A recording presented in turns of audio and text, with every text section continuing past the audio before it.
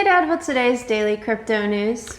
Well, it looks like things are moving along nicely with respect to the legislation and Crypto Week priorities. Remember, there's three. There is Market Clarity Act, which we really want that. That you need the Market Structure Act is what it is, but it's clarity just to make sure to define which digital assets fall under what categories and how you're going to treat them. This way, financial institutions can move confidently forward with whether they want to invest in them or not, and they can meet their fiduciary responsibilities.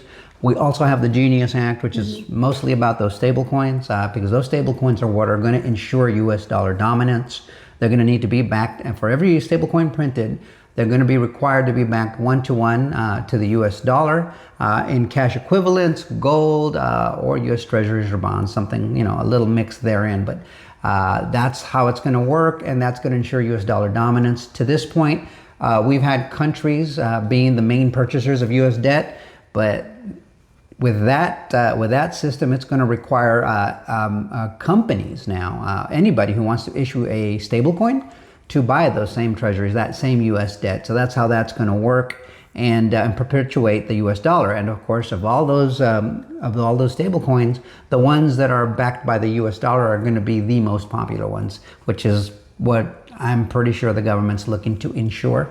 And so President Trump's team, his press secretary, his entire cabinet, they're all laser focused on this. He's got his friends there in the Senate and the House also doing the same thing. If you're looking at social media, like I have today, I've been seeing a lot of calls to action saying, sign a petition, call your congressman, right? You've been seeing that? Yeah. So they're really putting on a full court press because as we all know now, when President Trump sets his mind to something, he's going to get it done.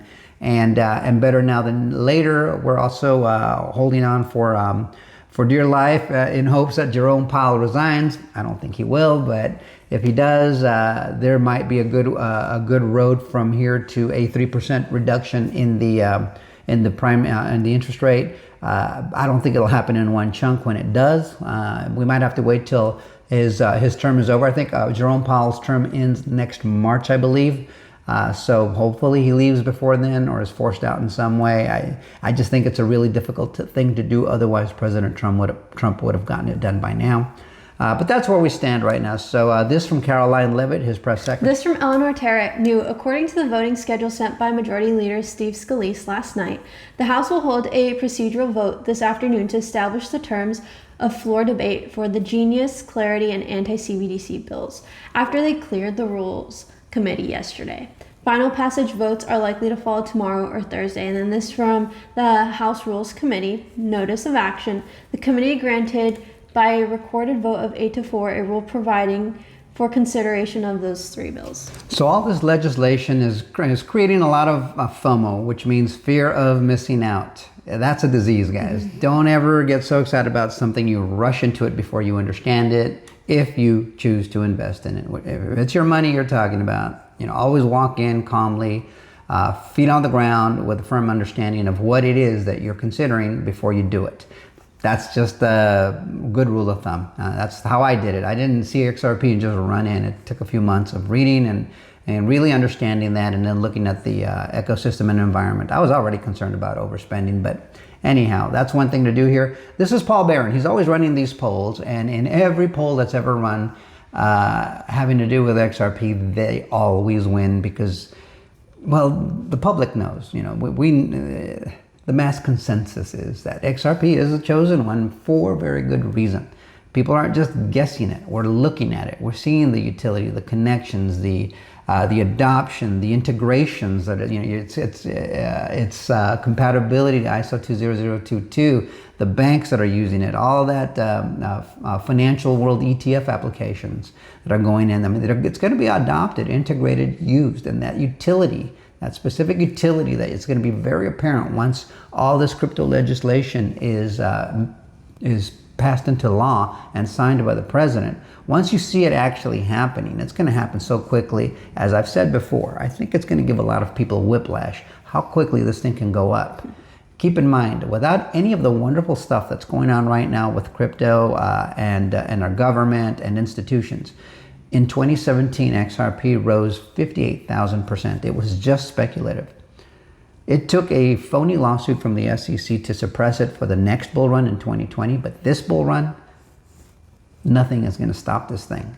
And there is a lot more jet fuel behind it.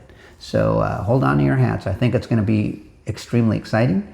I hope it is. I mean, I could be wrong, I suppose, but I mean, when you have that much more fuel or that much more great news fueling the potential bull run, I would think it'd be better than it was in 2017. I hope it is.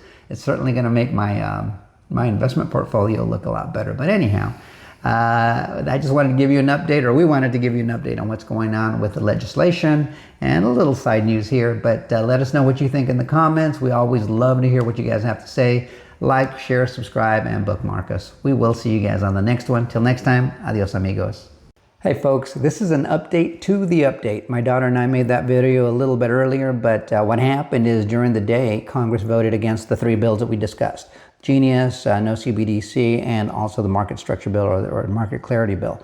And it was a procedural vote, but so what he's doing tonight, he's staying up late and burning the midnight oil, because I did say, this guy, when he says it, he means it. He's going to get this thing done. So this is what he's doing right now.